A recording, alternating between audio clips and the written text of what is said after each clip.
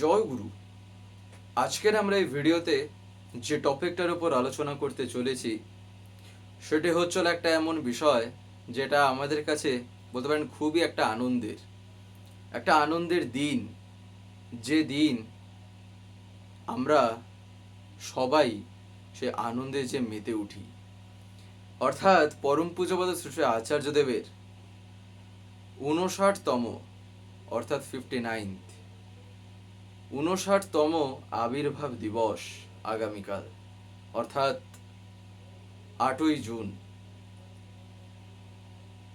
তার এই জন্ম দিবস উপলক্ষে, তার এই আবির্ভাব দিবস উপলক্ষে আজকে আমরা এই আলোচনার ভিতর দিয়ে আচার্য সম্বন্ধে এমন কিছু কিছু কথা শুনব, আর তার সাথে কাল আমরা কি কি করতে পারি কিংবা কি কি করা যেতে পারে তার সম্বন্ধে এমন কিছু কিছু কথা শুনব এই আলোচনার মাধ্যমে, যা শোনার ভিতর দিয়ে তিনি যে বাস্তবে কে, আমি যে বলছি তার কালকে আবির্ভাব দিবস, বাস্তবে যে তিনি যে রূপে যে এসছেন, তিনি যে আবির্ভূত হয়েছেন, সেই আবির্ভাবের পিছনে বাস্তবে তিনি যে কি নিয়ে এসে থাকেন, আজকে আমরা এই আলোচনার ভিতর দিয়ে সেই রকমই কিছু কথা জানার চেষ্টা করব। যাই হোক, আজকের এই আলোচনাটি এবার আমি শুরু করার আগে আপনাদের কাছে শুধু একটি কথা অনুরোধ করছি, ভিডিওটিতে আপনারা সম্পূর্ণভাবে যুক্ত থাকার চেষ্টা করবেন। আশা করি দিলে আজকের এই যেই টপিকটি আপনারা এই আলোচনার মাধ্যমে অতি অবশ্যই শুনতে পারবেন।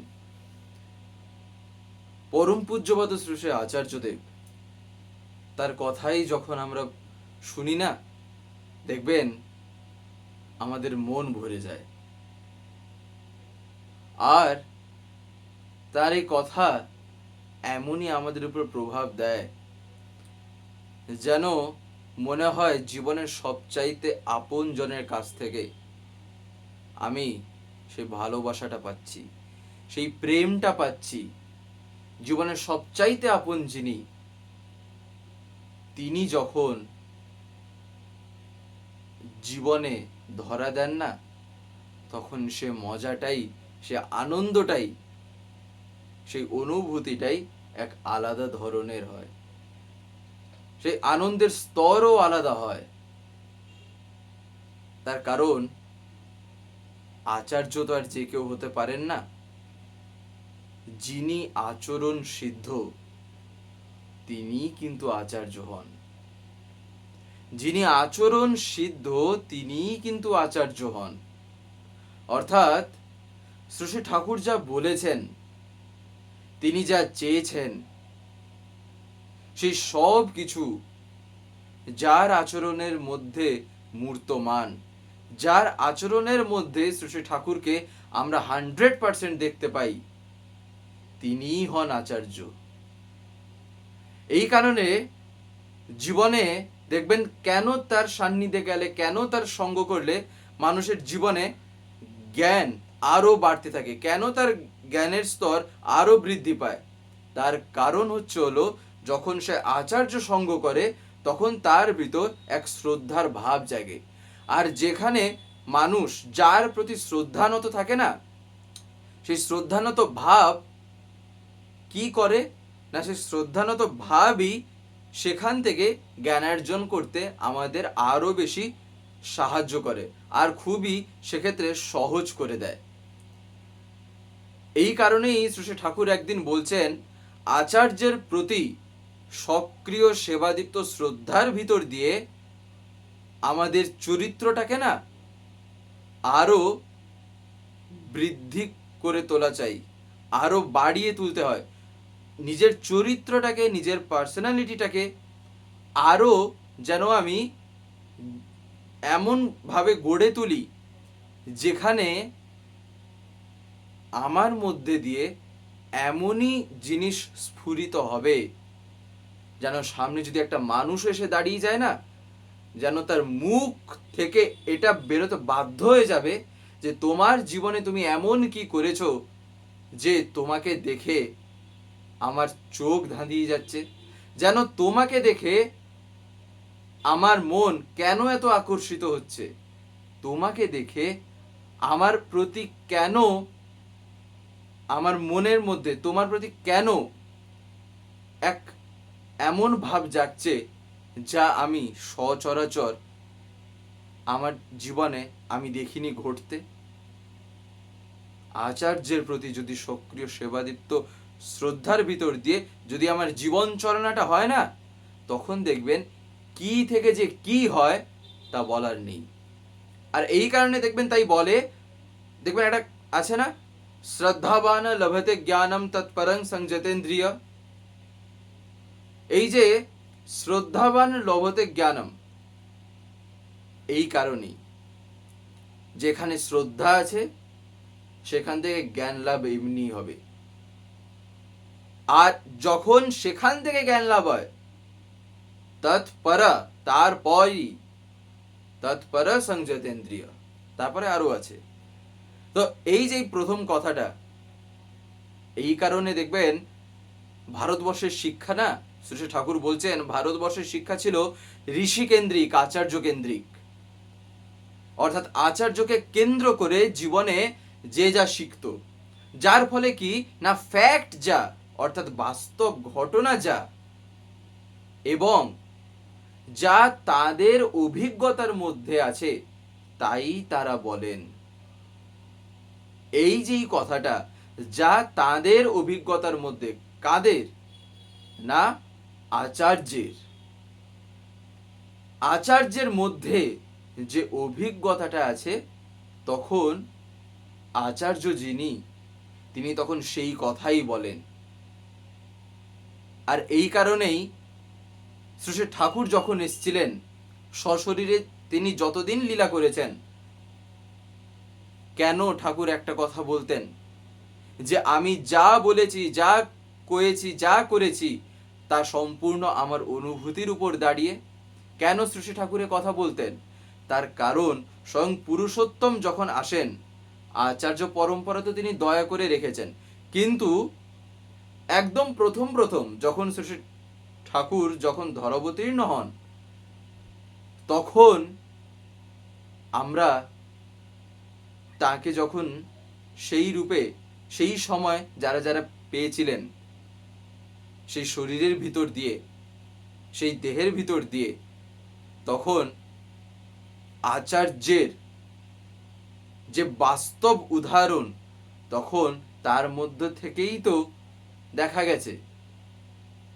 তারপরে শ্রী বরদা, তারপরে শ্রী দাদা, তারপরে পরম পূজ্যপাদ শ্রী আচার্যদেব, আর ভবিষ্যতে যিনি হবেন তা তার বলারই অপেক্ষা রাখে না। সেটা এখন থেকেই মানুষ বুঝতে পারছে যে তিনি কে যে হবেন, তাই না? এই কারণে তিনি যখন আসেন না, তার উদ্দেশ্য জীবনে একটাই থাকে, তা হচ্ছিল সবার মঙ্গল করা, ভালো করা। তাদের উদ্দেশ্যই হলো সবার মঙ্গল করা, ভালো করা। নিঃস্বার্থভাবে সত্তার সম্বর্ধনা করাই তাদের কাম্য ও প্রচেষ্টা। আমরা এই কারণেই এই যে কথাগুলো শুনছি, আমরা এমনি এমনি তার মধ্যে দেখতে পাই না। আমরা আচার্যদেবের মধ্যে যে জিনিস দেখতে পাই, সেই সব কথা দেখেন শ্রী ঠাকুর এইখানে বলেছেন। আর এই কারণেই ঠাকুর বলছেন, তাই তাদের শিক্ষা প্রণালী অত এফেক্টিভ ও সাকসেসফুল, এই কারণেই অত ফলপ্রদ ও সার্থক। এই কারণে চাই তার প্রতি সেই ভক্তি, তার প্রতি সেই টান, সেই অচ্যুত নিষ্ঠা, সেই আনুগত্য, সেই কৃতি সম্বেগ, এসব নিয়ে লেগে পড়তে হয়। তাই ভক্তিতে না ডুবলে এই রস কিন্তু পাওয়ার না। হয়তো আমি অনেক কিছু শুনতে পারি, কিন্তু যতক্ষণ না নিজে ডুব মারছি ততক্ষণ বুঝতে পারবো না তার গভীরতাটা কত। সমুদ্রকে বাইরে থেকে দেখলে এক মনে হয়, সমুদ্রের মধ্যে লাফ মারলে আর এক জিনিস মনে হয়।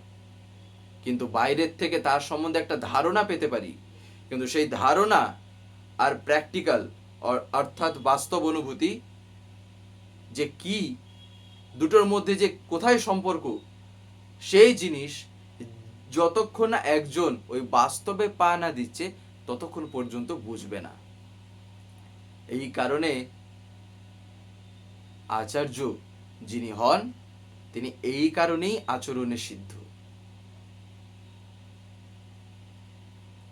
এই যে তার আবির্ভাব দিবস, তার এই যে জন্ম দিবস, দেওঘরে ঠাকুর বাড়িতে, সেখানে তো বলতে পারেন যেভাবে উদযাপন হচ্ছে তা তো মানে একেবারে বলতে গেলে আমাদের কল্পনার মধ্যেও সেসব আসবে না, যেভাবে সেখানে তো উদযাপন হয়ই হয়।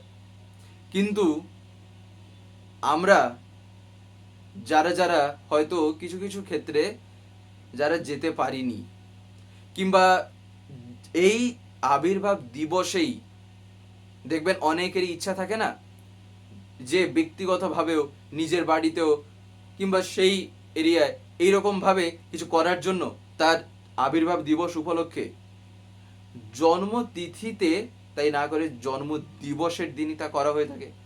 তাই জন্ম দিবস যেহেতু আগামীকাল, যেন আমরা প্রত্যেকেই যে যার মতন করে মন দিয়ে নিজের একেবারে সব কিছু উৎসর্গ করে সবচাইতে প্রথমে ভক্তিতে একেবারে আমি যেন এমনই মাতোয়ারা হয়ে উঠি যেন কাল তার জন্ম দিবসে, কাল তার আবির্ভাব দিবসে আমি আমার মন যা চাইবে, যা করলে তিনি খুশি হবেন, সেই অনুসারে আমার মন যা চায় তা যেন আমি কাল করি। যেমন হয়তো বাড়িতে যেহেতু আমি আছি, হয়তো ইচ্ছে হচ্ছে যে ঠাকুরের কাছে আমি কালকে খুব ভালো মতন করে ফুল টুল দিয়ে সাজাবো, যেন আমি সাজাই, সেখানে কোনো বাধা নেই। নিজে একদম পুরো বাড়িতেই এমন ভাব যেন আমি বজায় রাখার চেষ্টা করি যেন বাড়িতেও পর্যন্ত কেউ যদি চলে আসে না, তারও দেখে মনে হবে যে আজকে মনে হয় কিছু একটা আছে। সেও যেন বুঝে যাবে যে আজ একটা কোনো হয়তো একটা বিশেষ দিন এদের বাড়িতে। যদি আমার মন চায় আমি তাই দেবো ঠাকুরের কাছে, আমি তাই দেবো আমার আচার্যদেবের কাছে, দরকার হলে ফুলের মালা এনে ঠাকুরের কাছে দেবো। যদি বিভিন্ন রকম বলতে পারেন প্রসাদের জন্য, ভোগের জন্য যদি বিভিন্ন রকম জিনিস এনে লাগানোর ইচ্ছা থাকে, তাই দেবো। যা তার কাছে লাগানো যেতে পারে এমন জিনিস আমি তাই দেবো। নিজে বাড়িতে দরকার পড়লে সেলিব্রেশন যদি করতে হয়, ভালো মন্দ খাবো, তাও খাবো, কিন্তু এই সব কিছু আমি কাল করতেই পারি। কেন? যেহেতু তার জন্মদিবস। জীবনের সবচাইতে প্রধান যিনি, অর্থাৎ জীবনটাকে যিনি গাইড করেছেন, আমি তার জন্মদিনের দিন করব না তো আর কবে করব? যিনি আমার এই জীবনটাকে যিনি ধরে নিয়ে চলেছেন, আমি তার আবির্ভাব দিবসে করব না তো কবে করব? তাই মন প্রাণ খুলে, যেমন নিজের সন্তানের জন্মদিনের দিন একদম মন খুলে আমরা এনজয় করি না, বাড়িতে কোনো অনুষ্ঠান হলে, কোনো বিবাহবার্ষিকী হলে, কারোর জন্মদিন হলে, নানান রকম বলতে পারেন অনুষ্ঠান যখন হয়, আমরা যেমন মন খুলে যেমন আনন্দ করি না, আমরা যেন কাল সেইটা যেন করতে একেবারেই যেন না ভুলি। তার কারণ তিনি হচ্ছেন আমার জীবনের সবচেয়ে প্রথম। তাই তাকে বাদ দিয়ে বাদ বাকি জিনিসে মাতোয়ারা হয়ে ওঠা, সেখানে মত্ত হয়ে ওঠা, এটা কিন্তু সবচাইতে বড় বোকামি। আর এই জিনিস একজনের দ্বারা তখনই কিন্তু সম্ভব হবে, এই যে কথাগুলি শুনলাম, যার মধ্যে তার প্রতি যতটা ভক্তি থাকবে সেই অনুসারেই সেখানে তা দেখা দেবে। তার মানে আবার এই না কারোর বাড়িতে হয়তো তার সাধ্য অনুসারে, কারোর হয়তো অনেক কিছু এক ভোরে একদম লাইট ফাইট লাগিয়ে করে করার তার সামর্থ্য আছে, আরেকজন হয়তো আর্থিকভাবে সেই সামর্থ্য নেই বলে সে তার মনের মতন করে, সে তার মতন করে কিন্তু সে তার কালকের দিনটাকে সে উদযাপন করছে নিজের মতন করে। কিন্তু তার মানে এই না যে সেখানে ভক্তিতে কোনো চ্যুতি আছে, এই কথাটা মাথায় রাখতে হয়। সেখানে এই না যে সে কোনো কিছু সেরকমভাবে করেনি বলে যে তার মানে আচার্যদেবের প্রতি যে তার কোনো ভাব নেই। এই ভক্তির জিনিসটা না বাস্তবে চলো অন্দরমহলের ব্যাপার। তাই ভক্তি মানে শ্রী ঠাকুর এমনি এমনি বলেননি যে ভক্তিতে যতক্ষণ না তুমি ডুব দিচ্ছ ততক্ষণ পর্যন্ত কিন্তু তুমি তাকে জীবনে অনুভব করতে পারবে না। তুমি হাজার জানতে পারো, হাজার তোমার পড়া থাকতে পারে, হাজার জ্ঞান থাকতে পারে, কিন্তু সেই জ্ঞান যদি পুঁথিগত হয়, ভক্তিকে অনুসরণ করে যদি না হয়, তাহলে সেই জ্ঞান তোমাকে তোমার জীবনের সাধনায় যে কতটুকু উচ্চে নিয়ে যাবে তা যথেষ্ট সন্দেহকর। শ্রী ঠাকুর তাই কি বলছেন, ভক্তি মানে ভজন, ভজন মানে সেবা, আশ্রয়, দান। ভক্তি মানে হচ্ছিল এইগুলো। তাই যিনি ভজন দীপ্ত তিনি ভগবান। সেবা দীপ্ত হলে পরেই কোথায় কেমন করে কি করতে হয়, কিভাবে কাজ করতে হবে, কোন ফাঁকে ও কি কৌশলে একজনকে উদ্দীপ্ত করে তুলতে হয়, সেই সব ক্লুগুলি জানার মধ্যে আসে।